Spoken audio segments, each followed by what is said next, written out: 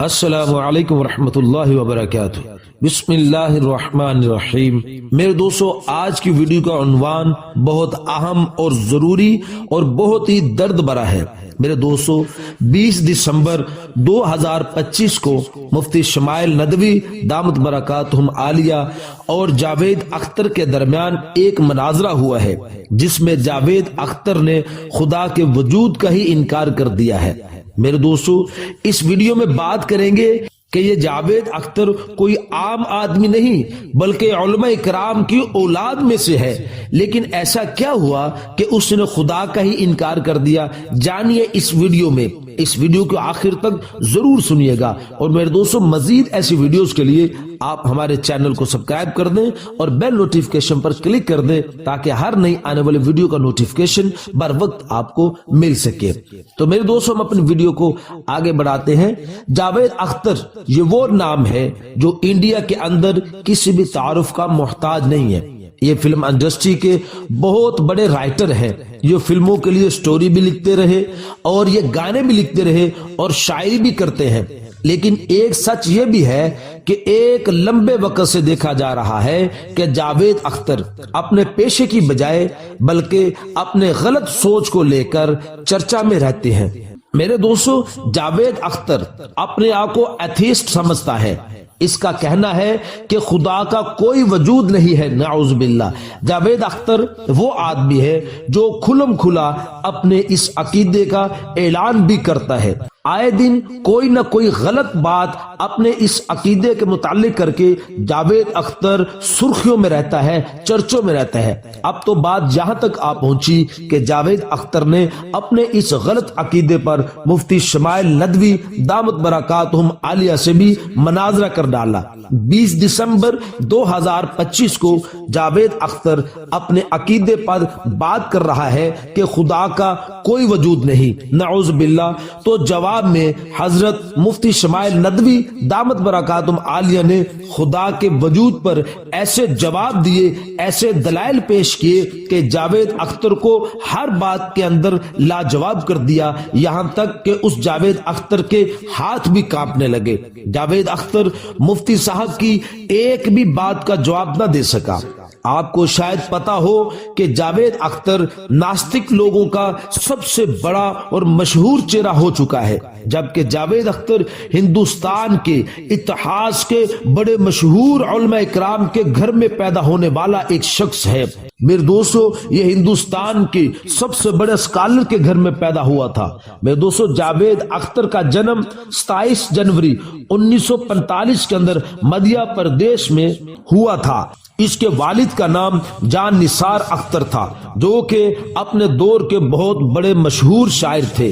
ماں کا نام صفیہ اختر تھا، وہ پیشے سے رائٹر تھی، جو کہ جاوید اختر کو کافی ہی چھوٹی عمر میں چھوڑ کر چلی گئی تھی، یعنی ان کی موت ہو گئی تھی۔ جاوید اختر کا باپ بھی اس کو زیادہ وقت نہیں دے سکا، اس لیے جاوید اختر زیادہ تر تنہائی ہی میں وقت گزارتا رہا ہے، اس لیے اس کا رجحان بھی شاعری کی طرف ہو گیا۔ 1960 میں جاوید اختر ممبئی کی طرف آ نکلا کہ میں ایک کامیاب اسسٹنٹ ڈائریکٹر بنوں گا۔ اس کا یہ سفر بڑی مشکل میں گزرتا ہے۔ جاوید اختر کو اصلی کامیابی اس وقت ملی جب اس کی ملاقات 1970 کے اندر سلیم خان سے ہوئی، جو کہ سلمان خان کا باپ ہے۔ پھر یہ جوڑی سلیم جاوید کی بہت مشہور ہوئی۔ دوستو، جاوید اختر نے 2 شادیاں کی تھی۔ پہلی بیوی کو طلاق دے دی تھی، پھر فلم کی دنیا سے ہی ایک لڑکی کے ساتھ اس نے شادی کی۔ پہلی بیوی سے 2 بچے تھے۔ میرے دوستو، اب بات کرتے ہیں کہ ہندوستان کے اتہاس کے ان علماء کی جن کے گھر میں جاوید اختر کا جنم ہوا تھا۔ جیسا کہ ہم آپ کو بتا چکے ہیں کہ جاوید اختر کے باپ کا نام جان نثار ہوا کرتا تھا، اور جان نثار کے والد کا نام مستر خیر آبادی تھا۔ یہ مستر خیر آبادی بھی اپنے دور کے ہندوستان کے مشہور شاعر تھا۔ کیا آپ جانتے ہیں میرے دوستو کہ مستر خیر آبادی کے دادے کا کیا نام تھا؟ ان کے دادے کا نام تھا مولانا فضل حق خیر آبادی۔ جی ہاں، یہ وہی مولانا فضل حق خیر آبادی ہے جنہوں نے 1857 کی جنگ آزادی میں سب سے بڑا اہم کردار ادا کیا تھا۔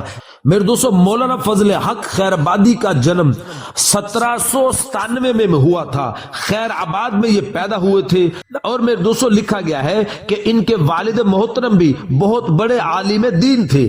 ان کے بارے میں میرے دوستو یہ بھی لکھا گیا ہے کہ وہ مذہبی معلومات کے اندر مولوں کے ایڈوائزر ہوا کرتے تھے، اور میرے دوستو خود فضل حق خیر آبادی کے بارے میں کہا گیا ہے کہ میرے دوستو یہ اتنے ذہین تھے، اتنے قابل تھے کہ بچپن ہی میں یعنی چھوٹی عمر کے 13-14 سال کی عمر میں ہی یہ استاد بن چکے تھے۔ میرے دوستو مولانا فضل حق نے اپنے دور میں مذہبی معاملات میں تو کافی کام کیا ہی تھا، یہ کہ میرے دوستو پولیٹیکلی میں وہ انہوں نے کچھ ایسا کام کیا تھا جس کے لیے وہ اتہاس میں ہمیشہ کے لیے امر ہوئے۔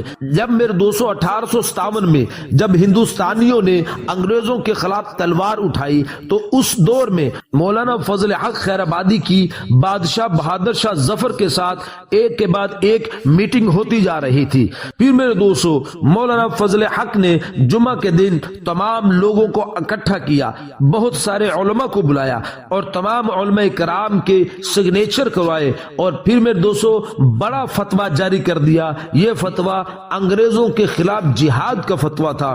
یہ فتویٰ جاری ہونا تھا کہ دہلی کے اندر عام لوگوں میں بھی انگریزوں کے خلاف آگ بھڑک اٹھی۔ بعد میں میرے دوستو مولانا فضل حق خیر آبادی کے اسی فتوے کی بنیاد پر الگ الگ علاقوں کے اندر رہنے والے علماء کرام نے بھی اپنے قریبی لوگوں کو اسی فتوے کی طرف ابھارا، اسی فتوے پر عمل کرنے کا حکم دیا۔ اس دور میں میرے دوستو انگریزوں کو اس فتویٰ کی وجہ سے بہت نقصان کا بھی سامنا کرنا پڑا، لیکن میرے دوستو حضرت مولانا فضل حق خیر آبادی رحمت اللہ علیہ کو بھی اس فتویٰ کی وجہ سے بہت بھاری قیمت اٹھانا پڑی، کیونکہ میرے دوستو آپ جانتے ہیں کہ 1857 کی کرانتی تو فیل ہو چکی تھی، پھر بعد میں انگریزوں نے تمام ذمہ داروں کو اس میں جس لوگوں نے حصہ لیا تھا ان کو بھی ایک ایک کر کے ان انگریزوں نے سزائیں دینا شروع کر دی۔ میرے دوستو مولانا فضل حق خیر آبادی بھی میرے دوستو انگریزوں کی قید میں آگے، کیونکہ انہوں نے بھی فتویٰ دیا تھا، اس لیے ان کو بھی گرفتار کر کے کالا پانی کی سزا سنائے گی۔ اور میرے دوستو لکھا جاتا ہے کہ مولانا فضل حق خیر آبادی اسی کالا پانی کی سزا بھوگتے ہوئے میرے دوستو اللہ کو پیارے ہو گئے، ان کا انتقال ہو گیا۔ تو میرے دوستو جب آدمی کے سر سے بڑوں کا سایہ اٹھ جاتا ہے اور آدمی استاد کے بغیر ہی منزل پر جانے کے لیے سفر شروع کرتا ہے تو پھر میرے دوستو کبھی وہ اپنی منزل کو نہیں پہنچ سکتا، بلکہ پھر اس کا حشر بھی وہی ہوتا ہے جو جاوید اختر کا ہو رہا ہے۔ میرے دوستو امید ہے کہ آج کی ویڈیو آپ کو پسند آئی ہوگی۔ مزید ایسی اسلامک معلومات کے لیے آپ ہمارے ساتھ جڑ جائیں، ہمارے چینل کو سبسکرائب کر دو اور بیل نوٹیفکیشن پر کلک کر دیں۔ اپنا بہت سا خیال رکھیے گا، دعا میں یاد رکھیے گا۔ ملتے ہیں انشاءاللہ اگلی ویڈیو میں۔ السلام علیکم ورحمۃ اللہ۔